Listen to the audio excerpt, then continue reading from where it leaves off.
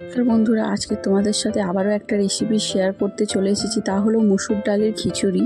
প্রথমে আমি এখানে 250 গ্রাম মুসুর ডাল আর 200 গ্রাম গোবিন্দভোগ চাল ধুয়ে ভালো করে জল ঝরিয়ে রেখেছি। এরপর কড়াইতে সর্ষের তেলে শুকনো লঙ্কা, গোটা গরম মশলা, তেজপাতা ফোড়নে দিয়ে দেবো অনেকটা পেঁয়াজ কুচোনো।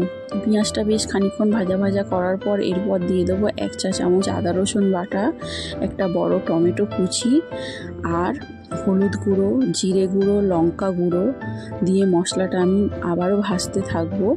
এরপর দিয়ে দেবো আমি স্বাদ মতো নুন আর চিনি দিয়ে আমি মশলাটাকে ভালো করে কষাতে থাকবো যতক্ষণ মশলা থেকে তেল ছেড়ে না আসছে।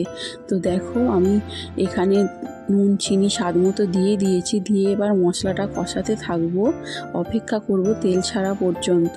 তো মশলাটা এখানে আমার কষানো হয়ে গেছে আর মশলা থেকে তেল ছেড়ে এসেছে। এরপর আমি ধুয়ে রাখা চাল ডালটা দিয়ে এবার আমি মশলার সাথে ওটা ভালো করে ভাজতে থাকবো। বেশ অনেকক্ষণ ধরেই ভাজতে হবে ডাল আর চালটা। ডাল আর চাল ভাজা এদিকে হচ্ছে আর এদিকে আমি গ্যাসে গরম জল বসিয়ে দিয়েছি। জলটা যখন আমার ফুটে উঠবে এরপর আমি ভেজে রাখা ডাল আর চালটা ওর মধ্যে দিয়ে ওটাকে ভালো করে ফুটতে দেব। বেশ খানিকক্ষণ ওটা ভালো করে টকবক করে ফুটে উঠলে এরপর আমি গ্যাসটা আস্তে করে দিয়ে ঢাকনা চাপা দিয়ে দেব।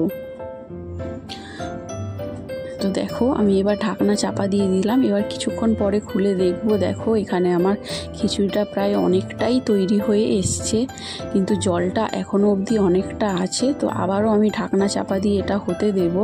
আস্তে আস্তে আমার খিচুড়িটা তৈরি হয়ে যাবে। এরপর আমি উপর থেকে গরম মশলা গুঁড়ো ছড়িয়ে দেব, দিয়ে ওটাকে ভালো করে নেড়ে চেড়ে দেবো। তো দেখো আমার এখানে খিচুড়িটা একেবারেই তৈরি হয়ে গেছে।